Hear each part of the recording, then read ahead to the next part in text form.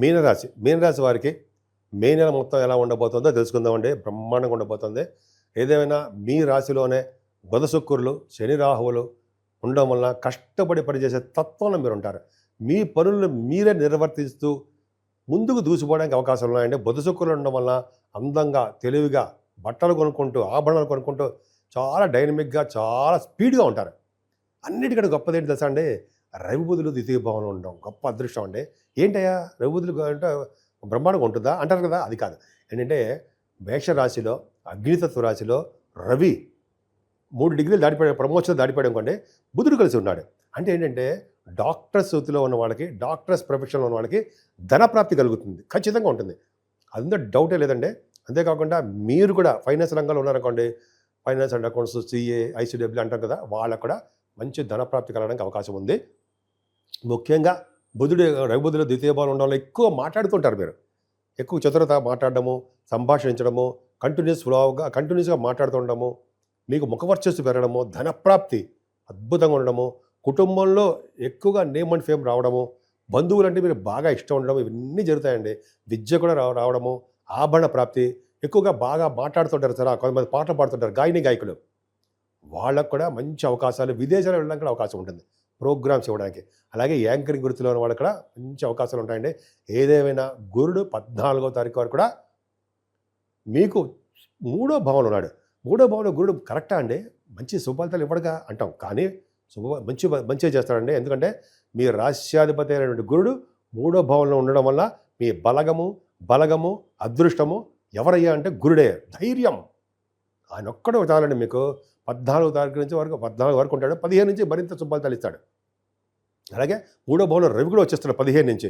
ఒక విధంగా మీకు ధైర్యం ఎక్కువ, పరాక్రమం ఎక్కువ అండి.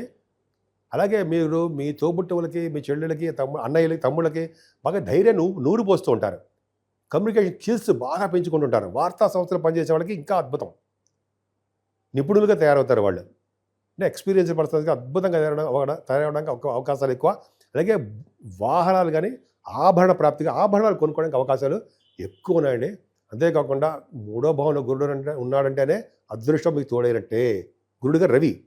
సరే, గురుడు 15వ తారీఖు నుంచి మారిపోతున్నాడు కదండి, అప్పుడు ఏమైనా బాగుంటుందా? బ్రహ్మాండంగా ఉంటుంది. ఎందుకంటే చతుర్థ భావంలో అర్ధాష్టమ గురుడు, అలా చెప్పకూడదు. చతుర్థ భావంలో గురుడు ఉండడం వలన సంపదలు, అదృష్టము, భూములు, వాహనాలు, గృహసౌఖ్యము, అలాగే సంగీతం అంటే ఒక విధంగా బాగా ఇంట్రెస్ట్ ఉండి తీరుతుంది. అది కదా లెక్క అంటే, అలా చెప్పాలి. అంతేకాకుండా గురు ప్రభావం వలన వేదశాస్త్ర అభివృద్ధి ఖచ్చితంగా ఉంటుందండి. 4వ భావంలో గురుడు అంటే వేదశాస్త్రాలు తెలుసు కదండి, ఆగమ శాస్త్రము, వేదశాస్త్రము, ఆ శాస్త్ర అభివృద్ధి 4వ భావం కూడా చూస్తాం, పర్ఫెక్ట్. అంతేకాదండి, 4వ భావంలో గురుడు ఉండడం వల్ల చక్కటి అమ్మగారి యొక్క ప్రేమాభిమానాలు ఎక్కువ. అలాగే విద్యలో దూసుకుపోతూ ఉంటారు. అంతేకాకుండా పరీక్షలో రాసుకుపోతూ ఉంటారంటారు కదా, పరీక్షలో కూడా విజయం సాధిస్తూ ఉంటారు మీరు. అలాగే రైతులకండి పంటలో నష్టం రాదు, లాభాలే వస్తాయి. కొంతమంది గృహాలు, ఆభరణాలు, సౌఖ్యాలు ఇవన్నీ ఉంటాయి. ఏదేమైనా అదే కుజుడు ప్రభావం వలన, కుజుడు పంచమస్థానం ఉండడం వల్ల అంత అద్భుతమైన ఫలితాలు ఇవ్వడం. ఎందుకంటే కుజుడు పంచమస్థానంలో నీచ స్థితిలో బలం లేనివాడిగా ఉన్నాడు. ఆయన బలం కలిగించడం వల్ల, అంటే ఆయన పూజించడం వల్ల స్వామివారిని మంచి శుభఫలితాలు కలగడమే కాకుండా, పుత్ర సంతానం కలగడమే కాకుండా, మీరు రియల్ ఎస్టేట్ రంగంలో చాలా అభివృద్ధి రంగంలో ఉంటారు. అంతేకాకుండా స్పోర్ట్స్ రంగంలో పంచమస్థానంలో కుజుడు అంటే స్పోర్ట్స్ బ్రహ్మాండంగా రాణిస్తారు.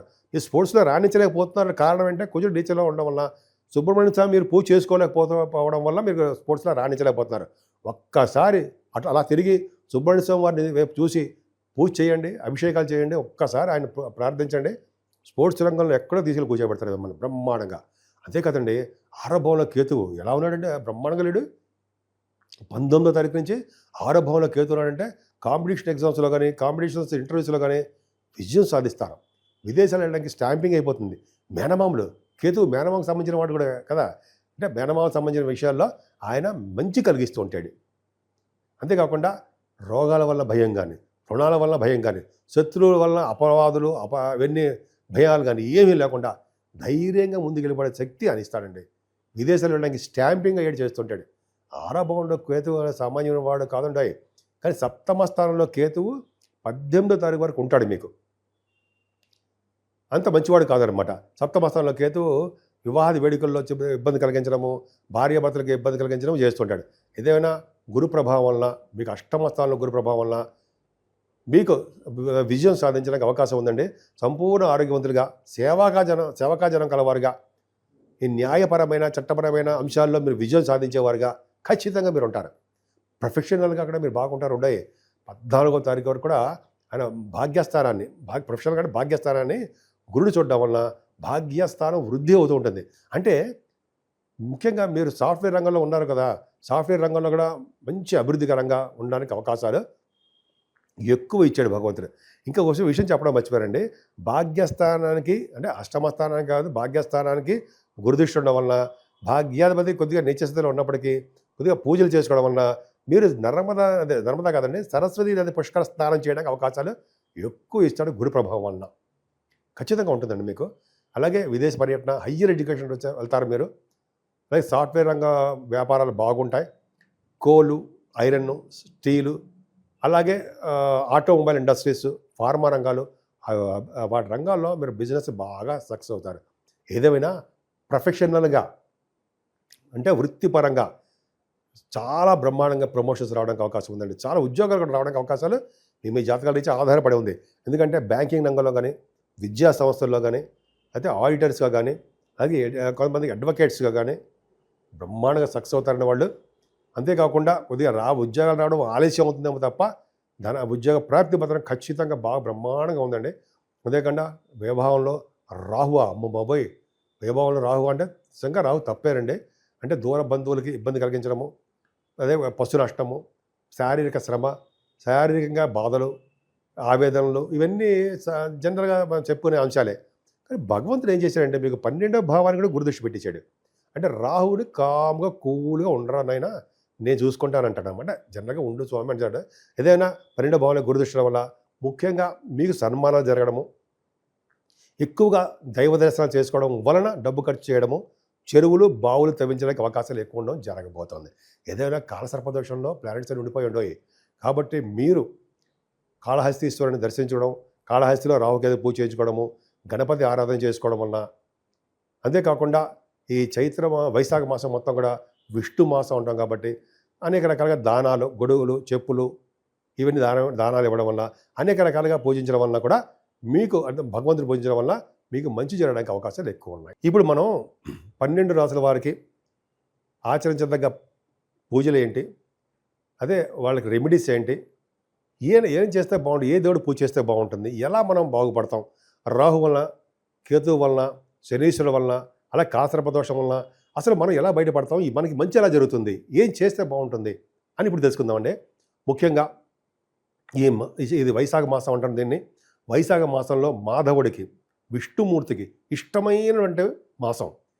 ఈ మాసంలో చేసే పూజలు, దానాలు విశేషమైన ఫలితాలు ఉండడమే కాకుండా మీ తరము, మీ ముందు తరాల వాళ్ళు, వెనకాల 10 తరాల వాళ్ళు కూడా విష్ణు లోకానికో మంచి మంచి లోకాలకు వెళ్తారని శాస్త్రం చెప్తోంది. అది ఏ దానాలు, అమ్మ బాబాయ్ అంతంత డబ్బులు ఖర్చు పెట్టి మనం చేయాలా, ఏమీ లేదని సింపుల్ దానాలు, అది బ్రహ్మాండమైన ఫలితాలు ఇస్తాయి. ముఖ్యంగా ఫస్ట్ జలదానము. జలము అంటే నీరు, చల్లటి మంచినీళ్ళు దానం ఇవ్వండి, మంచి లోకాలకు వెళ్తాం. అలాగే విసిరికర్రలు, చెప్పులు, గొడుగు, అలాగే చలివేంద్రాలు పెట్టడము, వస్త్రదానాలు, అన్నదానాలు, మీకు ఏది ఇష్టం ఉంటే అది చేయండి. పైగా ఈ మాసంలో కూడా బ్రహ్మాండమైన మాడుపళ్ళు వస్తాయి కదండి. ఒక సద్బ్రాహ్మణుడికి, వేద పండితుడికి ఇవన్నీ పిలిచి దానం ఇవ్వండి. ఒక బ్రాహ్మణి ఇంటికి పిలిచి, నేత ప్రతిసారి అలా చేస్తుంటానండి నేను. బ్రాహ్మణి వేద పండితుని పిలిచి చక్కటి భోజనం పెట్టి ఆయనకి వస్త్రము, చెప్పులు, అలాగే గొడుగు, నీళ్లు, ఉదకదానం అంటారు కదా, కుండలో నీళ్లు పెట్టి ఇస్తాం, అది, అలా విసిరికర్ర, అలా దానాలు ఇవ్వడం వల్ల అంటే మన పితృదేవతలు సంతోషిస్తారట.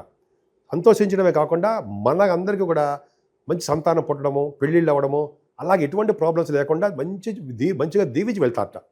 అదే కాకుండా చాలా పుణ్యఫలం బాగా వస్తుందండి.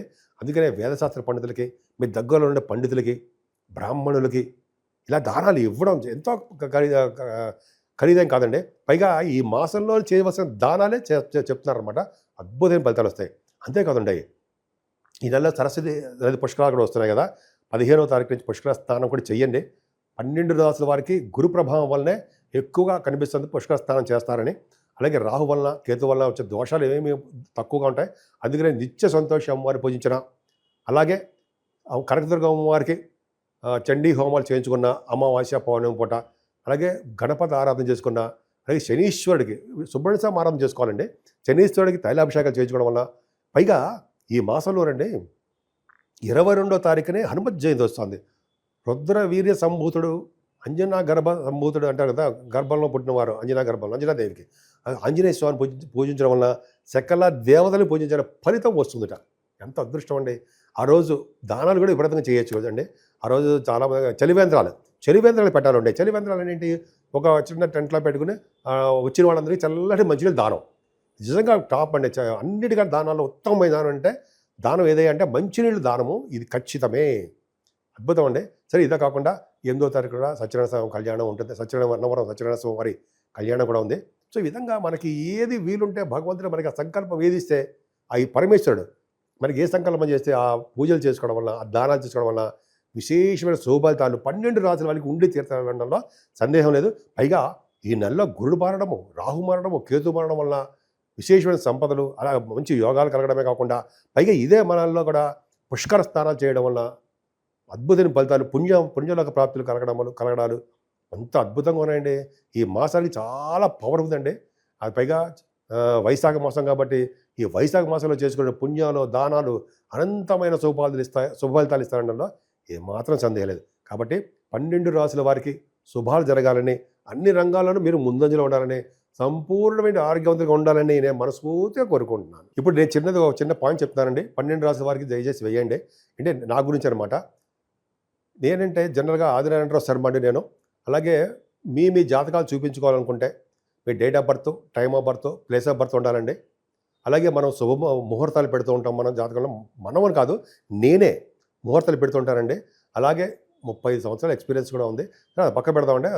ముహూర్తాలు పెట్టడము, అలాగే మ్యాచ్ మేకింగ్ చేయడము, అలాగే రకరకాల మంచి ముహూర్తాలు పెట్టడము, జాతకాల పరిష్కార మార్గాలు చెప్పడము, ఇవన్నీ కూడా నేను చెప్తానండి. నా ఫోన్ నెంబర్ 7075389589 కింద స్క్రోల్ అవుతుందండి. దానికి మీరు మెసేజ్ పెట్టండి. ఎందుకంటే నేను షూటింగ్స్లో ఉంటా, లేకపోతే జాతకాలు చెప్తూ ఉంటాను జనాలకి. కాబట్టి నేను మీ పర్సనల్ ఫోన్కి కొన్ని సందర్భంలో అటెండ్ కాలేకపోతుంటాను. కాకపోతే మీరు ఏంటంటే వాట్సాప్లో మీ మెసేజ్ పెట్టండి. వాట్సాప్లో నాకు నెంబర్ కూడా ఇదే. తప్పకుండా నేను ఎవరి చేతో ఫోన్ చేయించకుండా నేనే డైరెక్ట్ కాంటాక్ట్ మీతో వస్తాను. మీకు ఉన్నటువంటి ప్రాబ్లమ్స్ స్వయంగా వింటాను. కాబట్టి పరిష్కార మార్గాలు తప్పకుండా చెప్పుకుందాం. సో ఈ విధంగా అన్ని రాసుల వాళ్ళకి చాలా బాగుండాలని మనస్ఫూర్తిగా కోరుకుంటున్నాను. అంతేకాకుండానండి, ఫేక్ నెంబర్లో వచ్చిన అదే ఫేక్ వీడియోస్ కూడా రాదా నావన్నీ కాపీ చేసి వేరే వాళ్ళు ఉంటారు. వాడిని దయచేసి మీరు మోసపోకండి, వాడిని నిలదీయండి. ఎందుకంటే చాలామంది కూడా అలా జరుగుతుందట, నాకు తెలీదు. సో నేనే మన ఆది ఆశ్రయాలు తప్ప ఎక్కడెవరు చెప్పరండి. ఎవరికి కూడా నేను ఇవ్వలేదు. కాబట్టి మన ఆది ఆశ్రయాల తరపున మనమే చేస్తాం తప్ప వేరే వాళ్ళకి ఇచ్చాము, మాకు పంపించండి అని ఫేక్ వీడియోలు, ఫేక్ కాల్స్ వస్తుంటాయి. దయచేసి నమ్మద్దని నా ప్రార్థన.